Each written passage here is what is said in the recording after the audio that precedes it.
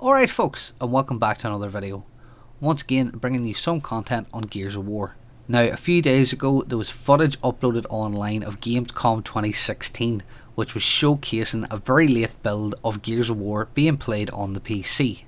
Now, inside this video, the player was scrolling through all the options menu for Gears of War, but also the video options and some of the extra stuff that we haven't yet seen.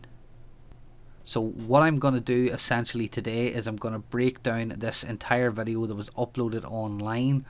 So there's going to be a lot of opportunities for freeze frames, different things like that we can actually go through all the options. And hopefully see what sets Gears of War 4 aside from some modern PC games. First of all, we have our Games tab, which has tooltip, icons, tutorial hints, multiplayer HUD and text chat.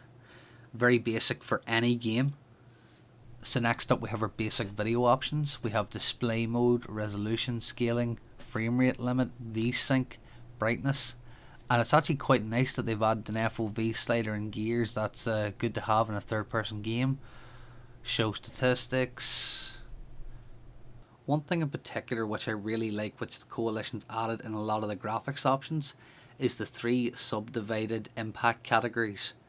So for example, we're able to see what graphics options have a GPU impact, a VRAM impact and a CPU impact.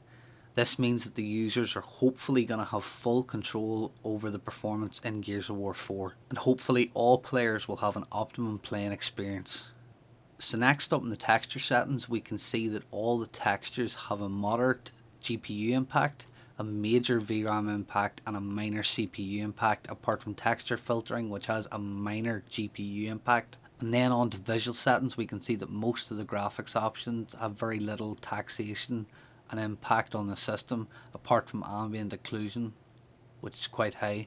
So included in this we have shadow quality, post-process quality, anti-aliasing quality, ambient occlusion quality, ambient occlusion intensity, light shaft quality, light scattering quality, lens flare quality, bloom quality, motion blur. And then with the advanced video options, we can see that there's not too much taxation on the system apart from multi-GPU and tiled resources. Some of the things that are included here are grass draw distance, word level of detail, character level of detail, screen space reflections, environment reflections, particle spawn rate, sharpening, temporal AA sharpening, depth of field, subsurface scattering, dynamic resolution scaling, dynamic resolution amount, multi-GPU. We still haven't been told whether or not the multi-GPU is the DirectX 12 variant of multi-GPU, where you can have a AMD and a NVIDIA card in conjunction with one another, or if it is just in fact SLI or Crossfire. Asynchronous compute, let's not get into that, that'll be for another video. Tiled resources, alias render targets, and then the audio tab, pretty basic options, although it is kind of nice that we do have a push to talk option.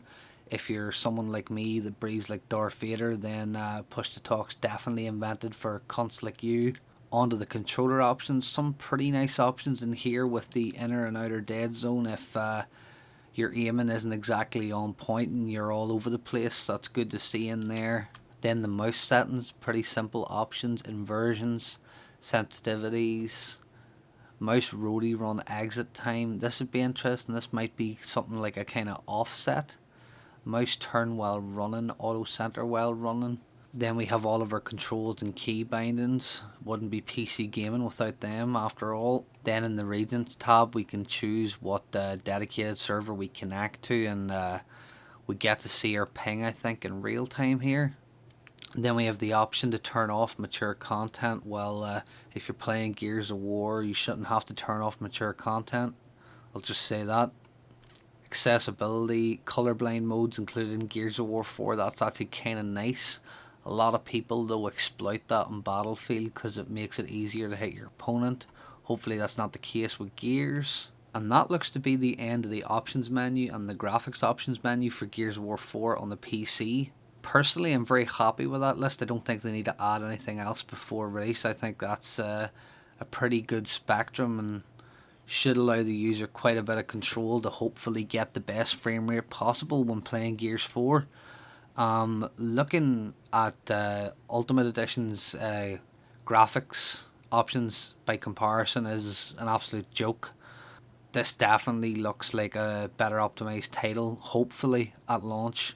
And with the idea that Gears of War 4 was designed with DirectX 12 in mind, we can hopefully see that it was built with it from the ground up and not thrown on a very thin layer of DirectX 12, which we've seen with other games in the past, like Rise of the Tomb Raider and Hitman and different things like that. So, yeah, Gears of War 4 looks to be shaping up to be a relatively solid PC release.